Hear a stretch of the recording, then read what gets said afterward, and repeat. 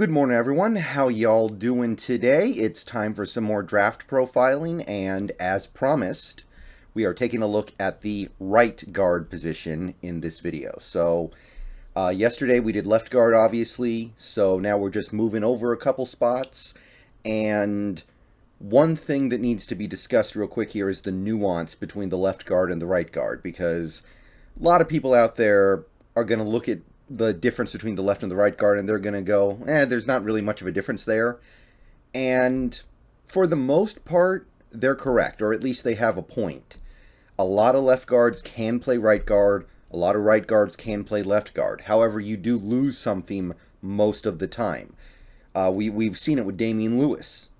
Rookie season, Damian Lewis got to play right guard, and he played, in my opinion, at a very good, not quite great, but very impressive level. And then in 2021 we move him to left guard and he becomes, I don't even know if you would call him average.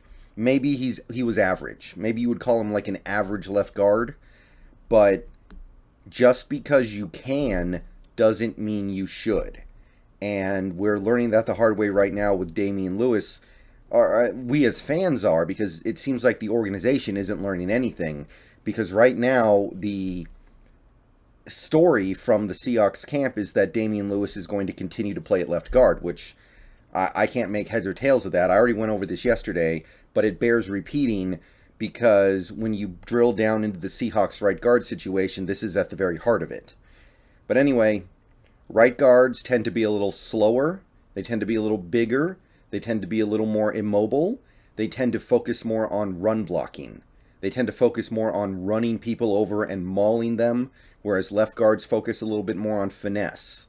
So the right guard, you're typically going to see a little bit of a slower guy, a little bit more of a muscly guy, a little bit more of a big house of a man, and that's the key difference between the two. So let's keep that in mind as we take a look at some of these prospects. Now, the Seahawks right guard situation, once again, it all comes down to who we are putting where.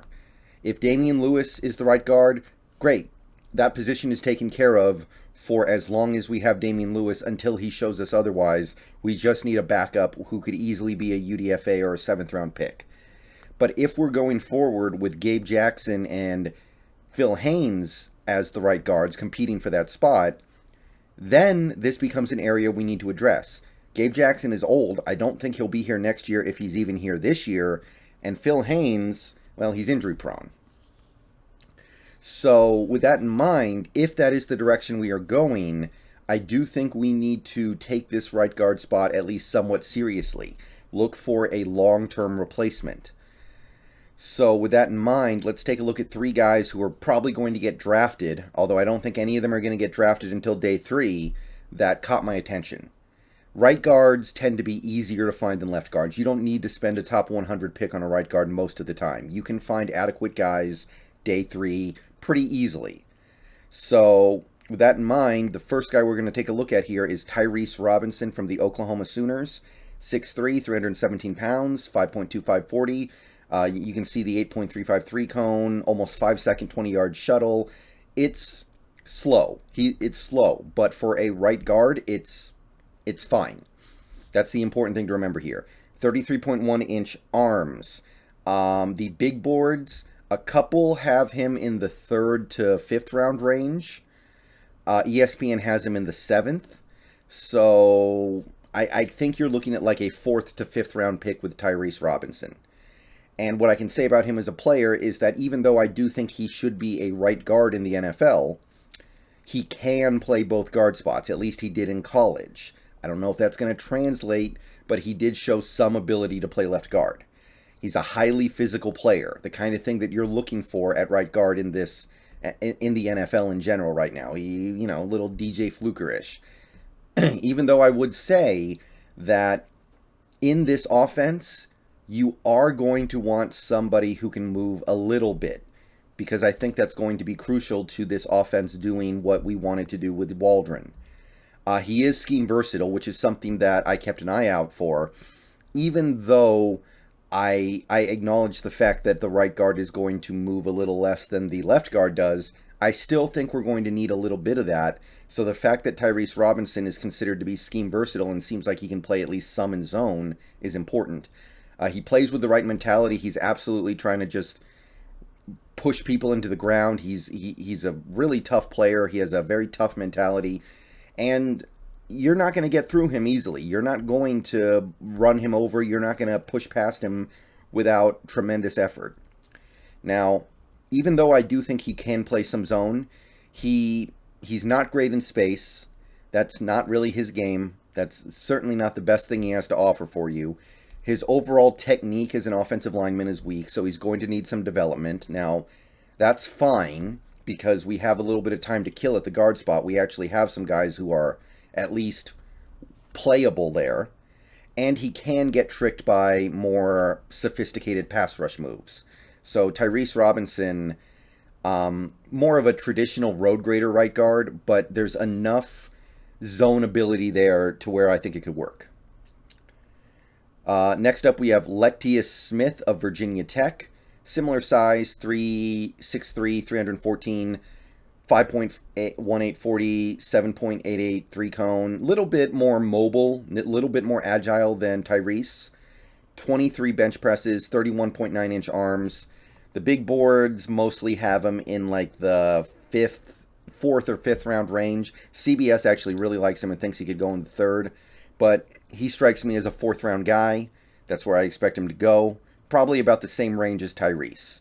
So Lilstyx Smith is a really interesting player. He was originally a tight end, so he brings some of the agility that you would associate with a tight end to the table, which not a lot of guards do.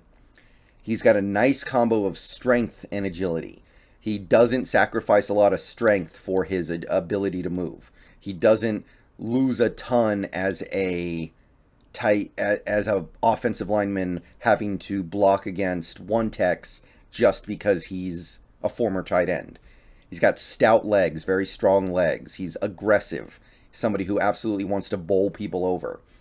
He can play in the zone scheme. Despite being a right guard, being a bigger guy, he can absolutely play in the zone scheme. I think that even though he projects to be a fourth, maybe even fifth round pick, he will be a future starter if you develop him well, and that's pretty appealing. You just got to develop him right. The issues with Lilstyx Smith are he needs some development. You're not going to start him day one. Again, that's totally fine for this team. Lack of length, his arms are not that long, and he needs to get better with his hand placement. Again, that's more of a development thing, but Lilstyx Smith would be one of the three right guards I really took a look at. Last guy is Chris Paul, not to be confused with the other Chris Pauls. Tulsa, 6'4", 323 pounds, but he ran a 4.8940, so you don't see that very often, guys. This dude has bulk, and this dude can move.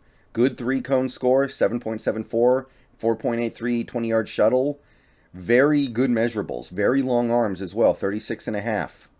And the big boards, CBS loves him. They actually think he could be a second-round pick.